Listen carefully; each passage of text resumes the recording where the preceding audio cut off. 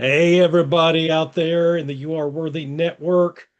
So grateful to be coming to you live this afternoon, just 2 days before Christmas. I know you have lots to do likely in the next 48 hours, but I hope you'll find time to watch our interview with our special guest today. And if you don't catch it in the next couple of days, that's okay because it stays live for 30 days. And then, as you guys know that watch consistently, it goes onto our YouTube channel where you can watch it anytime. And I often repurpose those back into our network. So you'll never get to miss it. Even if you don't catch it live or if you don't catch it in the first few days, it's always available on our YouTube channel. I just want to tell you guys I appreciate each one of you so much. It's been an amazing, what has it been? 4.5 months since we launched, and I'm just blown away by God's goodness. To think that there's approaching 5,500 of you is just amazing. And I just wanted to let you know that I'm grateful for each one of you, grateful for what the Lord is doing. And I wish each one of you a very Merry Christmas. No happy holidays coming from this guy. It's Merry Christmas. I celebrate the birth of Jesus, and I'm not going to push that on you, but I hope you do as well. But Merry Christmas. With that being said, if I can get my phone to do what it's supposed to do, I want to introduce you to our very special guest today. And you know how this works. I'm going to read her bio verbatim. Karen Liz Albert, behind your curtain. She has created the popular 30-day social media facelift program that has to date helped over 25,000 real estate professionals create and maintain a high quality and consistent online presence that has led to over $100 million in sales. Offers educational presentations, hands-on workshops, and e-learning courses targeted specifically towards educating real estate professionals on the value of social media and internet marketing for their business and their individual brand. She is a sought after social media subject matter expert speaker and guest on nationwide radio and media broadcasts, such as National Association of Realtors, Women's Council of Realtors, Pat Haban, I hope I said that right, Inman Magazine, Online Entrepreneur Magazine, and more. She is the lead singer in her local band and enjoys volunteering to aid in the needs of her community, social media strategist, expert, speaker, and owner of Behind Your Curtain. She has over 25 years experience in marketing, training, and consulting. Launched targeted social media marketing campaigns for thousands of real estate professionals. She achieves tangible marketing results for realtors by strategically promoting brand awareness and increasing customers. Most recent launch of Faith and Focus, a faith-driven social media audit and strategy tool designed to help Christian real estate professionals align their voice, grow their purpose, and market from a place of peace, not pressure. I love what I just read. It is so good to have you with us, Karen. Welcome to the You Are Worthy Network. Oh my gosh. Thank you so much, Steve, for having me. It is really such an honor to be here. And I just want to applaud you for everything that you are doing and have done, and um, clearly being clear on your motivation and your motivator. So I'm grateful for the opportunity to be here with you. Oh, it's awesome to have you. I enjoyed getting to know you a little bit a couple of weeks ago, and Yeah. I just know that your warmth and kindness and your expertise is going to come shining through today, without a doubt. Thank you. Thank you. So tell us, and I always, well, I don't always say this, but what's happened with this growth of, going from 0 to 5,500, Mm. I can't assume anymore that people are just watching from the United States because they're Yeah. not. They're watching from all different continents. So tell Yeah. us what part of the world that you reside in. I reside in Denver, Colorado, but we are having Yep. a usually warm Christmas. It is, I think, 70 or 71 degrees today, and we have like had no snow. It's really crazy. I feel like, so I'm originally born and raised in Southern California, and I feel like I'm having a California Christmas for sure. Not Colorado. Yeah, it's the same here in Western Tennessee. It's like 68 today and it's supposed to be 70 on Christmas Day. It's Oh, crazy, but it's it's definitely crazy. strange for Colorado. Yeah, I know, definitely. But I don't know. We're all sort of like preparing for maybe the winter will hit us hard. Maybe that's what that means. I don't know. I'm surprised y'all haven't got hit yet either because I know that there was a couple of storms that went through Kansas, Missouri, and Illinois in the Yeah, Midwest. I guess it started east of yeah, y'all, but it's crazy. yeah. Skipped right over. Yep. Yeah, and I've never been to Denver, and I've heard incredible things about it. And Yeah, you have to come. one day, God willing, one day for sure. Yeah. Yeah, absolutely. Yeah. I always say that we're so blessed because we live in a place where people, you know, spend thousands of dollars and hours traveling to get to where I could drive 20 minutes and just be in God's country for sure. It's so beautiful here. So, yes, definitely put it Yeah. on your travel list. It's a destination site for sure. Yeah, I think I might have been telling you when we connected that earlier this year, my wife took a remote job working for a company that's based out of, well, I don't know how much Denver proper it is, but the surrounding areas. Uh-huh. Yeah. And I'm like, you need to tell them to have you come out for the Christmas party next year or something. We're gonna, Yeah, give us a exactly. chance to fly out there. But Yep, absolutely. Yeah. so, so tell us a little bit about your family. My family. So I am married to my bass player in the band. We are such a cliche. Yes, we met and fell in love in the band. And I have a beautiful daughter and 3-year-old granddaughter, and they live in Dallas. So try and get out there as much as possible to see them. And I have a beautiful stepdaughter that came with my husband, and she's here in Denver as well. Um, and I think all the rest of my family is either Dallas or California, is where they still reside. I like it. I like it. I so much has happened in the last 2 weeks. I'm trying to recall whether we talked about that on our discovery call, but I like your husband's taste in musical instruments as I look over here to my bass guitar collecting a little bit Ah, of dust. So I don't remember us talking about that. So that's I cool. don't think we did. No. Oh my goodness.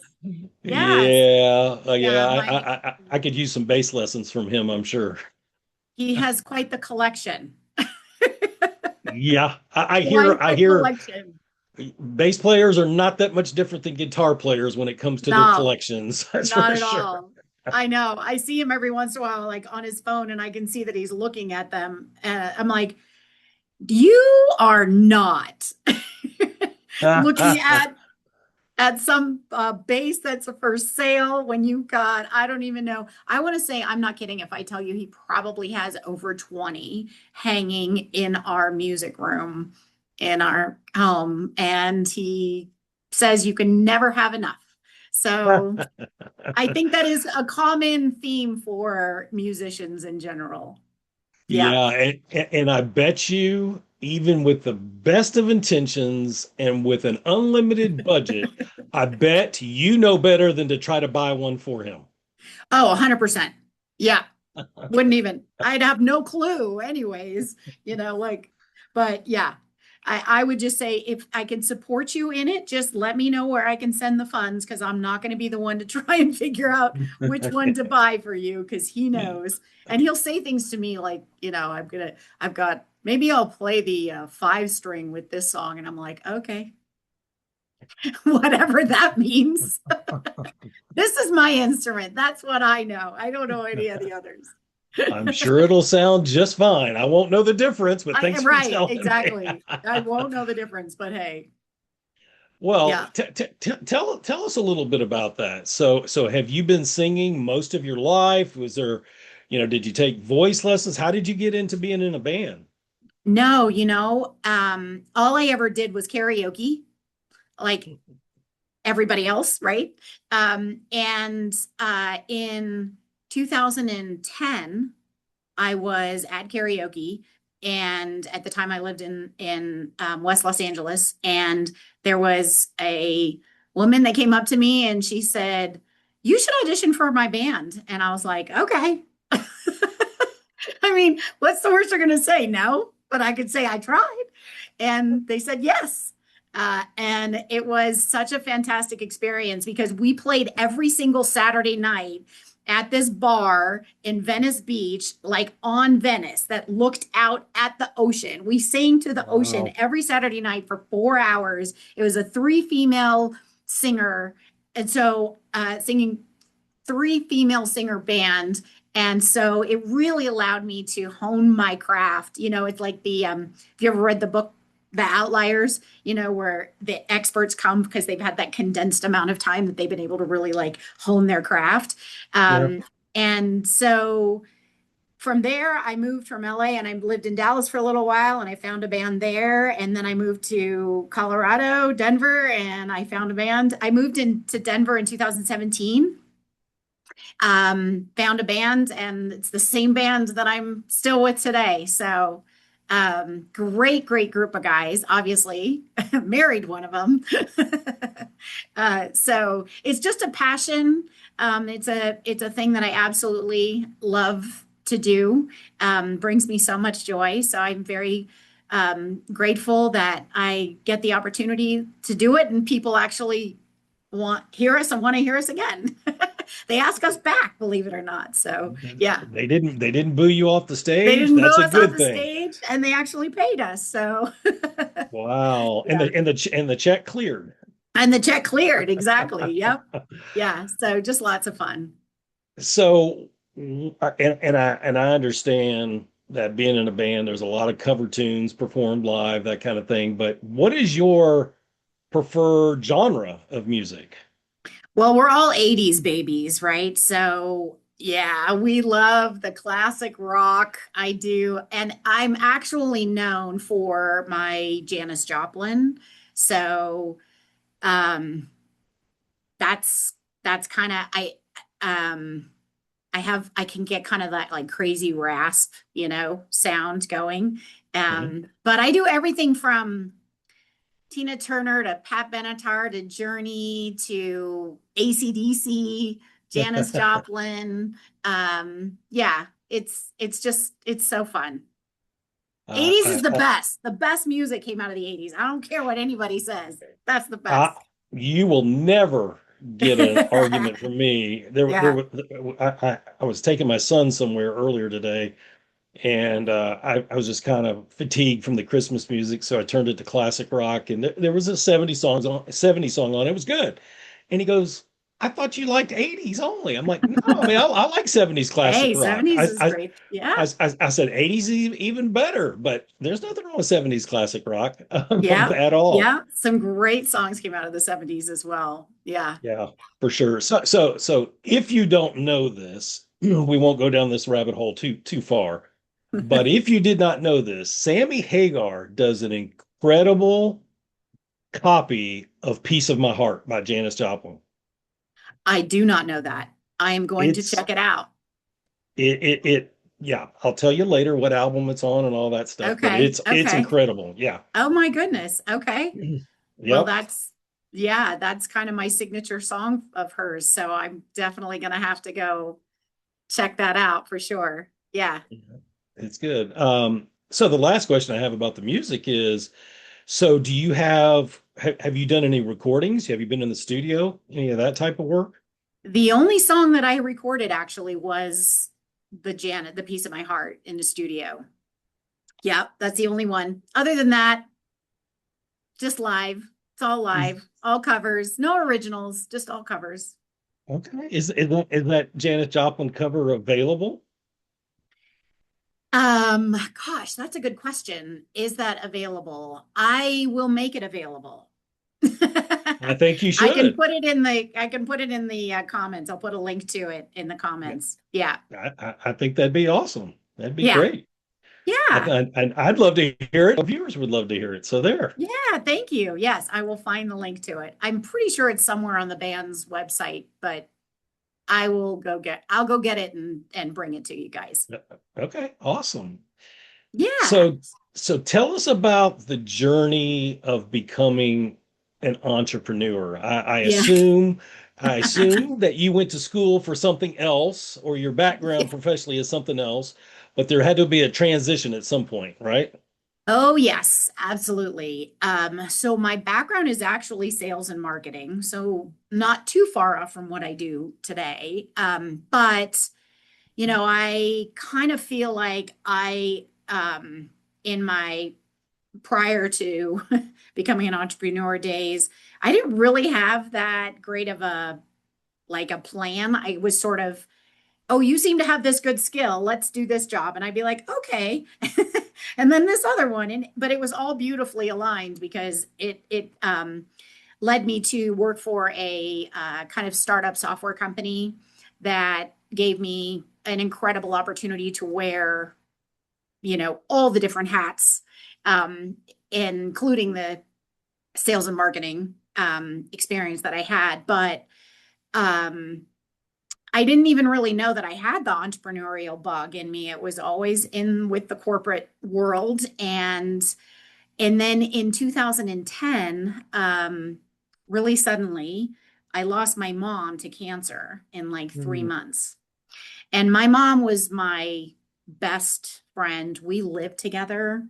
She was helping me raise my daughter. I was helping her care for her husband, who was pretty far along with Alzheimer's. And she was an amazing human being, someone that I admire to this day so much. But she became a federal court judge and was just humble through the whole thing.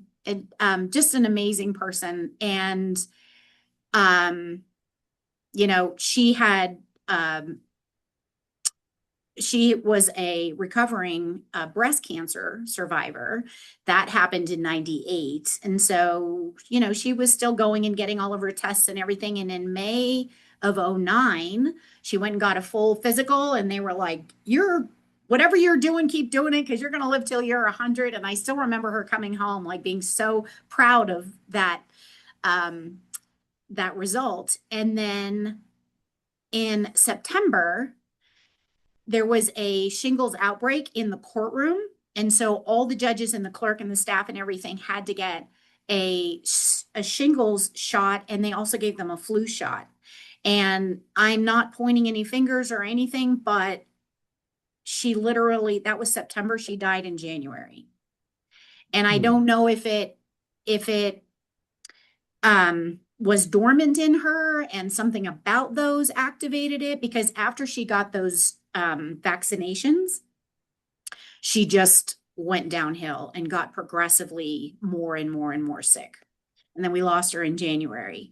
So I don't know if anybody listening has ever had a situation that has caused you to like literally reevaluate everything that you have going on in your life. That was pretty much it for me. That was the catalyst. And I really had to kind of, you know, as most people do when they're grieving loss, is you really just learn how to live differently without that person.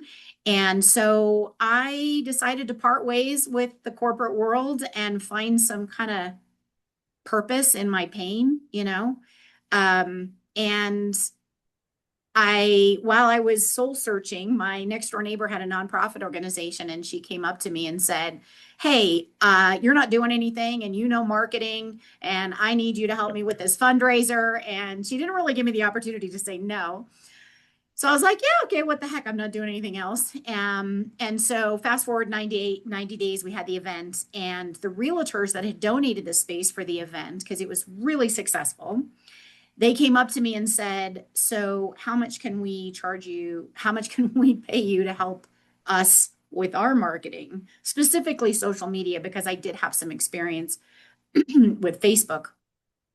And that is literally how it all started. I mean, I look back now and Wow.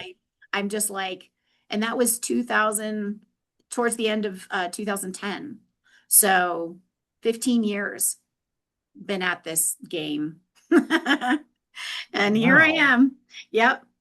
Yeah. So So you, and by the way, I'm so sorry about your mom. Sounds like thank an you. incredible lady for sure. Yeah. Yeah. Um, Thank you. She was. Yeah. so you use the word catalyst. Was there, and I don't want to put words in your mouth. I'm just trying to understand, like, obviously that's a difficult time. You're Hmm. grieving, trying to find yourself in this world without your best friend, without your mom. Hmm. Is there a mentality of life really is fragile, life is short, I'm Hmm. meant for more? Tell us kind of the Hmm. mindset that's going on there. Yeah, it really was. I mean, it's kind of like things just what you find, um, what you find in the comfort of the comfort, if that makes sense. Um, it no longer comforts you. Like you aren't Mm. you're searching to find other ways to find that comfort.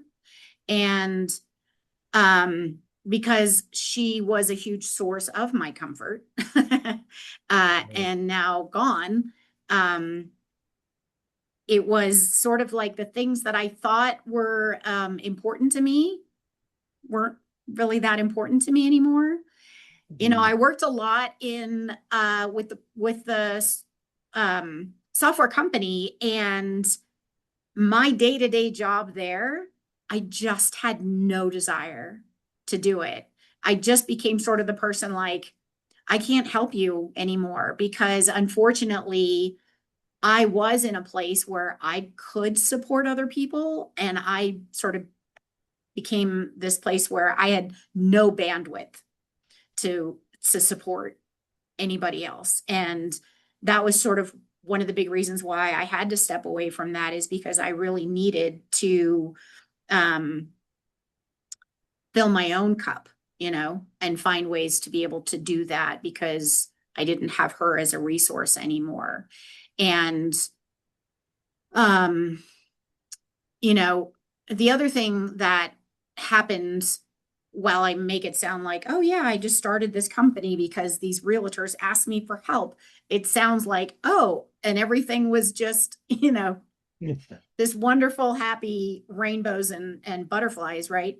But it really wasn't, because even though I was launching the company, as I was saying, I was still very, very broken, and I was very lost, and I was seeking comfort in really unhealthy ways. I did not have God in my life at all.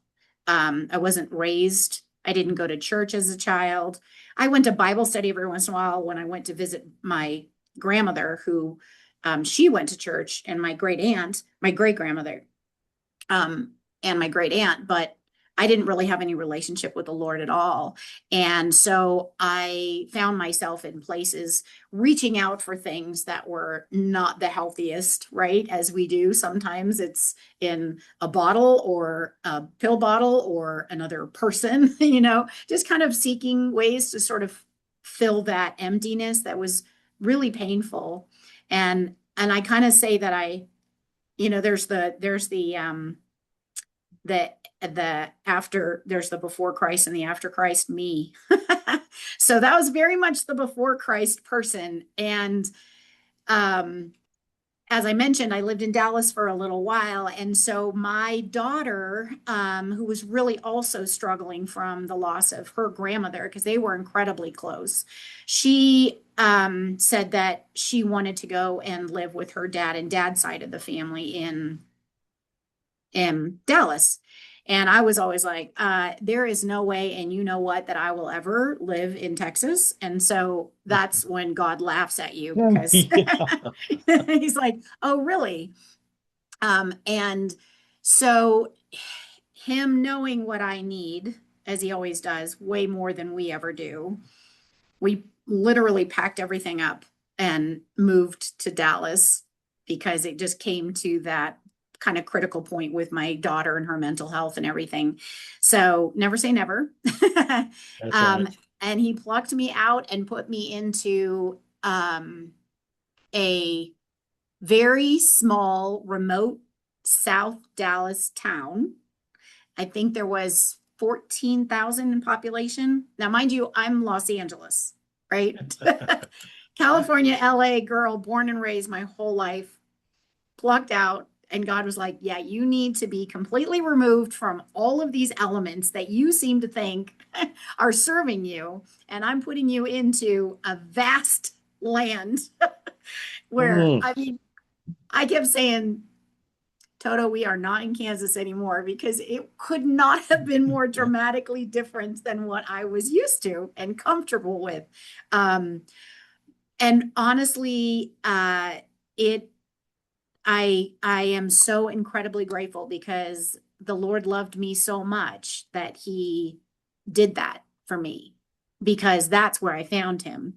Because the family in Dallas that we went and lived with are um, believers and incredible family, and they let us live with them for a while. And they took me to church and I fell in love with the church and my pastor, and I dove in head first, became, what do you need, church? Because I'm a little obsessed with Hmm. productivity as well. So I was like, I got to keep busy. So I was like the pastor's secretary. I did the announcements and the videos and all that kind of stuff. But it was perfect because I call it like Wow. Humpty Dumpty, right? Like he put me back together again because I was so broken and definitely felt so completely unworthy. And the one thing that I know that I learned there during all of that time was grace. And I never really experienced that or understood what that meant until I was there. And I got so much filled with his grace and love. And um, it's pretty incredible when that transformation happens. Everything, the Holy Spirit, when it works in you, man, it's like, yeah, you're not that same person anymore. And it really gives you such clarity on that was okay. That's okay that that was what I thought I needed at that time. And that's okay because I don't need that anymore. And, um, being able to just love myself through all of that in the choices that I made and giving myself grace and forgiveness um and then the Lord just kind of made it clear that it was okay for me to move on, like away from there, from Texas, because I always knew it was temporary, not a permanent spot for me, but it was where I needed to go to be like the you know the after Christ version of me. And then my brother lives in Denver. And so he said, because I was like, I don't think I want to go back to LA being this new person. And he invited me to come to Denver and stay with him. And um, here I am. And I've never left. And so, it's been a journey, but it's been a great journey. No regrets, wouldn't change a thing. I love that part of your story. Um, God taking you, well, first of all, obviously, like we said, the depths of your grief for your mom and Mhm. trying to find your way and the feelings of unworthiness, inadequacy, fill in Mhm. the blank. Yeah. to taking you out of your comfort zone to Yeah. where you don't. And he did that to us when we went into the ministry full time. We thought we were going to be in the Southeast where we knew everybody, Tennessee, Yeah. Alabama, Carolinas and all that. And he took us to Central Illinois, and I knew no one. I didn't know the weather was terrible, and you know, Yes. Central Illinois. Yeah. oh my goodness. Yeah. But I mean, we ended up loving people dearly over Yeah. 7 years, and certainly parts of it that grew us substantially. That's God always grows our character Yes. in those Yes. places of unfamiliarity and uncomfort. And it sounds like certainly He did that to you in Dallas, Yes. and of course you found the Lord there. It's the biggest thing for Yeah. sure. And so in the transition to Denver, well, let me make sure I understand. So this nonprofit, these realtors that approached you, was that in Dallas or was that in Denver? That was in LA. Oh, it was still in LA. Okay. Hmm. All right. Yeah. So you're going to Dallas. Have you already launched your business officially by then? Oh, yeah. So Okay. I launched my business in 2010. I moved to Dallas in 2014, and then I moved to Denver in 2017. Okay. Yeah. Okay. So tell us, kind of give us a inside look. I know we read it in your bio, but like I'm a broker or realtor, and I've got needs, and I need visibility. I need marketing help, and I call you, Karen. Tell us what you do for your clients specifically. Yeah, thank you. So, um, yes, and that is kind of the avatar of the person that does call me is a realtor or a broker or an agency that, the reality of it is, especially in that industry, having a really strong, solid social media brand and presence and strategy is is really a make or break. Um, for that particular industry. And so there's, a lack of understanding of how these platforms work. What is a strategy? What does that look like? How do I get engagement? How do I cut through the noise? How do I differentiate myself? How do I not get consumed in hours and hours of my time creating content, right? And I've Yeah. got how many platforms am I supposed to be on and using? And so it either creates overwhelm, so they just avoid it, or they're hamster on a wheel and they're in it all the time. But either one of those two scenarios is not really getting them the end result that they're looking for, which is I need to focus on my business and I need to focus on lead generation and I need to be able to take care of my clients. And how do I do all of that and feel as if I am maximizing and leveraging the use of these social media platforms? So, the way that I help them with that, step one is helping them understand who it is ideally that they are wanting to attract as a result of using social media. And that's the strategy part, right? So I have a program that's called SOLD, which is strategize, optimize, leverage, and dominate. So that's the acronym of the SOLD. So if you work with me, step one, we start with your strategy and really getting clear on who's your ideal client, because you cannot be an everything to everybody, which is what all realtors want to do. And I say, who's your ideal client? And they're like, anybody with a pulse, And I get that, but it doesn't work when it comes to social media. It really doesn't come when you're talking about any kind of traditional marketing, Steve, honestly. I always say you're never going to see a mom doing yoga on the cover of a sugary cereal box, right? Not their demographic. That's not who they are wanting to attract. That's why they have Tony the Tiger and the little leprechauns. They know exactly who they are attracting, and everything in their marketing strategy is written based on that attraction. And it's no different when you're looking at social media, because you have things like algorithms and now AI, which is all about identifying and defining the interests and behaviors of every single user. So you have to understand who is that behavior, who is that user, and what are their interests and their behaviors. If all you're doing is pumping content out that's all about you and all about real estate, it's no wonder why no one is seeing it or engaging in it, because who is it that you are wanting to attract as a result of that? So again, I help them get really clear on their who.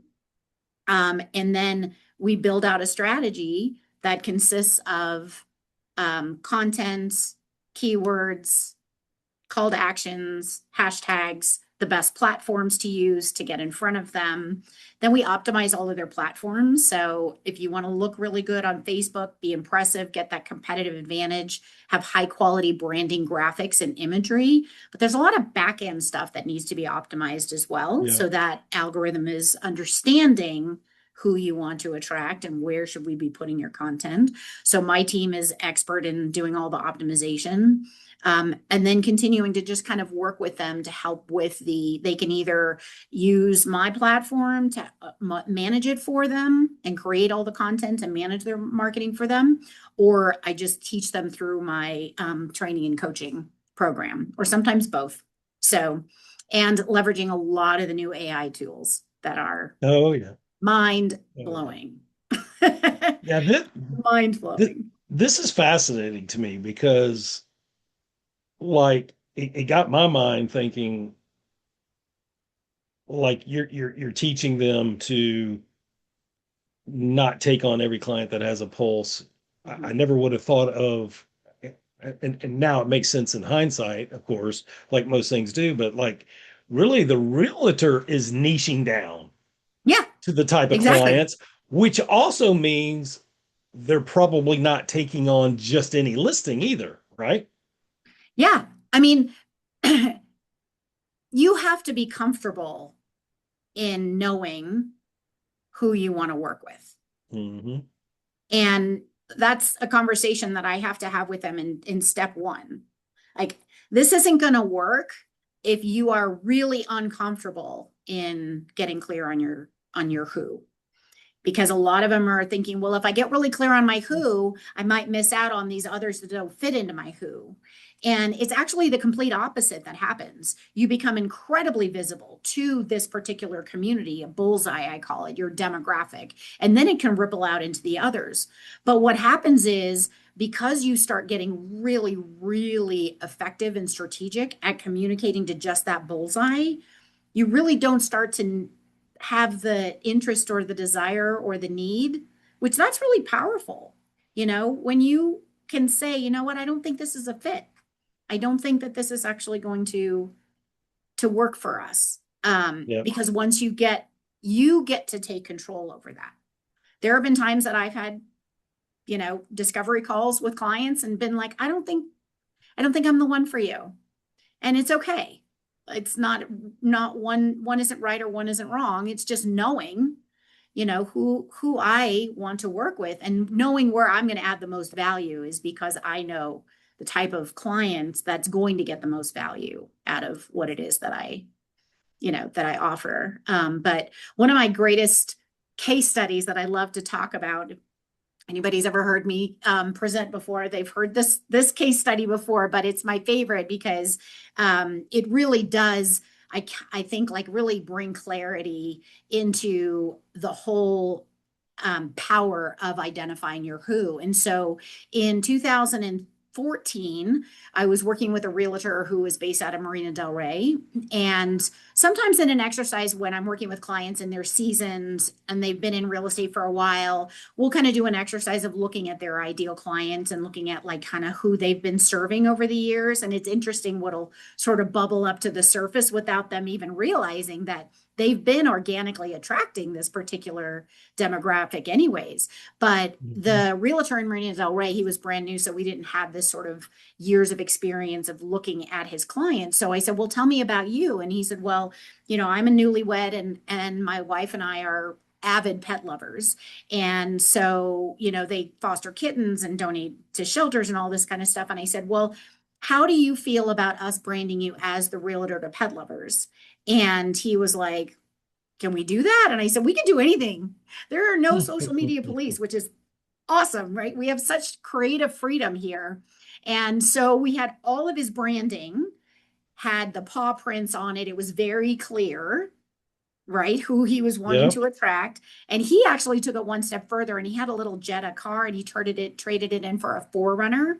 So he called it his pet lover's caravan. And he had in the back, he had the dog treats and the leash and he had a cat carrying case. He actually called me a couple of years later and said, Karen, I took a cat to Yeah. look at property and listing. So you never know. But then I taught him how to take his social media pages and then start to build relationships with the other businesses on social media that also cater to that same demographic. So if you think about vets and dog walkers and right, groomers and all of those businesses that cater to that same community, now you've been able to really maximize your ability to get in front of that community, because you're leveraging their relationships and you're also able to add more value to the client because you're not showing up just with your role title as a realtor, right? You're like, I also happen to know you're new to the neighborhood. Here's a list of, 5 vets that I have vetted, and here's the best groomers and all of that.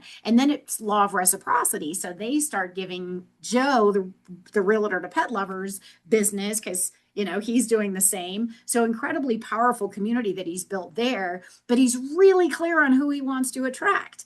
So his content wasn't about real estate. 90% of his content was about pets because that's the demographic that he Yeah. wanted to show up in front of. And that's the algorithms like, oh, you want to put your content in front of pet lovers in Marina Del Rey. I have a bazillion of those here on my platform. Let me help you be seen. And so he became the #2 realtor in less than 3 years in his office just because he chose to get specific and never really missed out on those that weren't pet lovers because he was overflowing with the pet lovers, right? So Yeah. that's kind of a case study that I like to cover. I think it really kind of like brings it home for people to understand Yeah. that if you're exhausted because you're out there in social media and the hamster on the wheel, it's probably because you just haven't invested time in figuring out who it is you want to attract. And then Mm. let's get your bullseye and then let's do everything else that'll help you be seen and become visible and relevant. And then it kind of also becomes kind of fun for them, Then they're like, oh, I could talk about this stuff, or I could do videos about this content. So you can start to see kind of like their creative juices start getting going. Well, and I mean, you lit up that whole time you were explaining that, and Yeah. I'm sure between your passion, your experience, and your energy that you bring, and creativity, I'm Yeah. sure that ages with them. Yeah. So, Yeah. so going into year 16 Yeah. of doing this, Yeah. more of the same? Does it still fire Well, you up?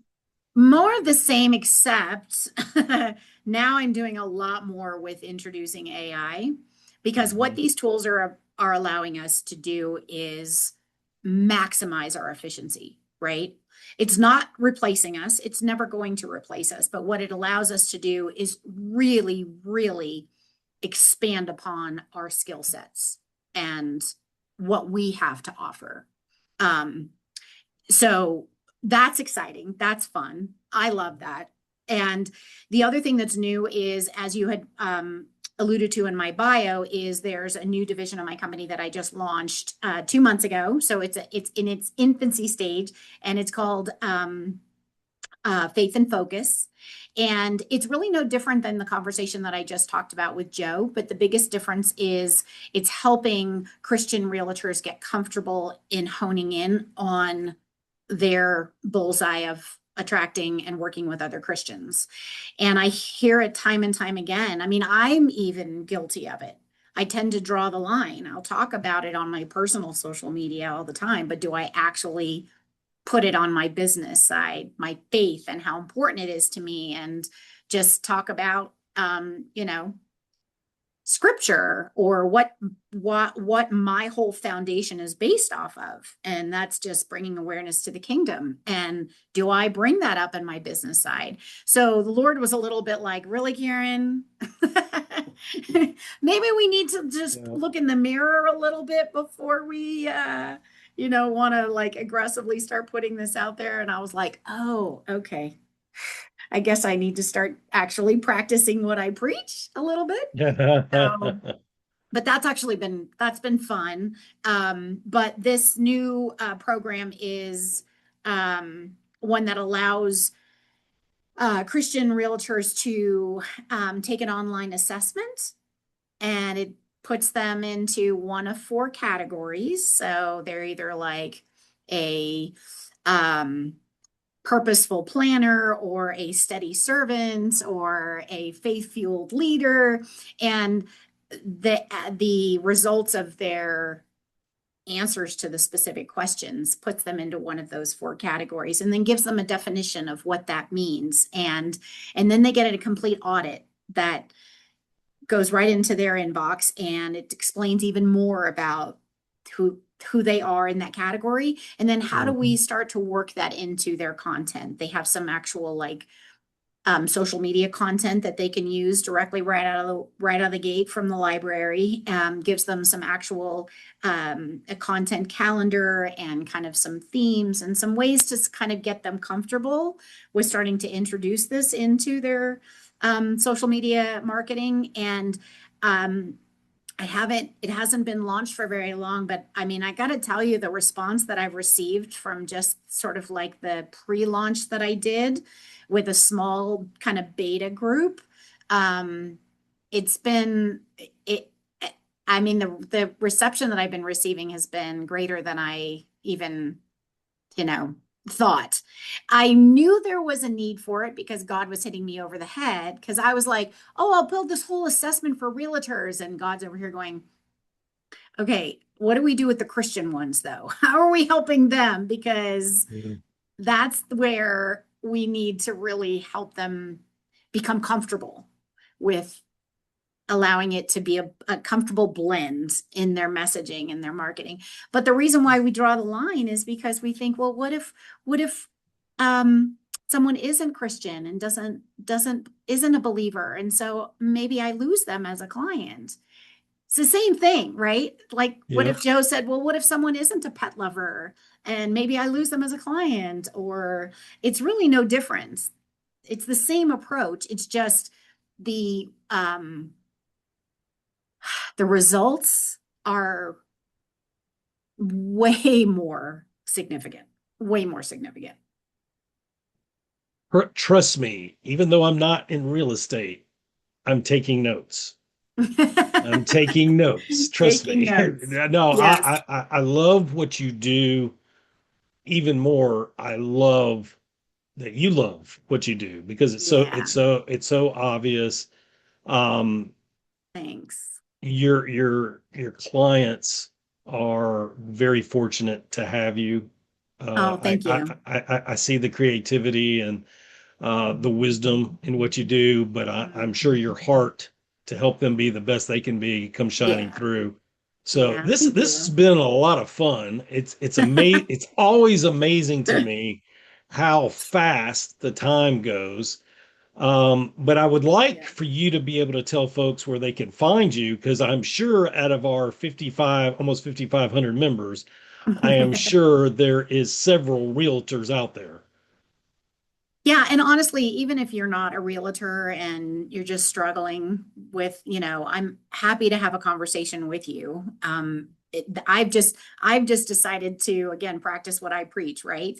I chose my niche, which is the real estate industry, but honestly, if I can help any business owner, entrepreneur, if I can have a conversation with you to help you just, gain some clarity or help move the needle for you, that's fine. But the easiest way is my company, the website is behindyourcurtain.com. And right there on the front page is a button you can click to get on my calendar. And happy to do a Zoom and talk to you. And you even have the opportunity when you're filling out the form to schedule, you can give me links to your social media and I can take a look at it before we get on. So, you can kind of tell me, because I do ask, who is your ideal customer? So you might want to think about that a little bit. But yeah, it's the best way to allow me the opportunity to just get to know you better and see if I can help you or support you. behindyourcurtain.com. Yes. Love Yes. it, love it. I was thinking that's got its pros and its cons to having the social media links ahead of time. Obviously, it gives you a chance to get to see what you're working with potentially. I'm thinking, I don't know if that's to be the way I want to engage my first conversation. Steve, we got to talk about this. What were you thinking? Yeah, exactly. There's so much we need to talk about here in so little time. But no, this has been a lot of fun. This has been great. Any last words of encouragement for our viewers today? Um, I think it just all comes down to there's a wonderful man that if you guys have never heard him or listened to him, but I am addicted to his name is Myron Golden. Do you know who he is? Hmm. So he teaches business development with a biblical foundation and an amazing marketer as well. But in one of the videos that I was watching even this morning, he said that he said income follows assets. And there's three important assets that we need to have. One is mindset, skill set, and tools. But the most important out of those three assets is mindset. Because if you don't have the mindset, the skill set and the tools don't do anything for you. You can have the skill set and don't have the desire or the interest or the mindset. So, and I was like, yeah, that is so true. It is all about the mindset. And, um, so I just encourage you, whatever it is, whatever that looks like for you, to take a step back and really look at yourself and work on you and what it is that is going to give you passion and what brings you joy and what you love. There is no point. Life is too short. Do not spend time doing something that does not bring you joy or passion, and figure out what that is, because that'll create an immense immediate mindset shift immediately. And then you can pull in all your skills and all your tools and everything else, because they'll work once you have the right mindset.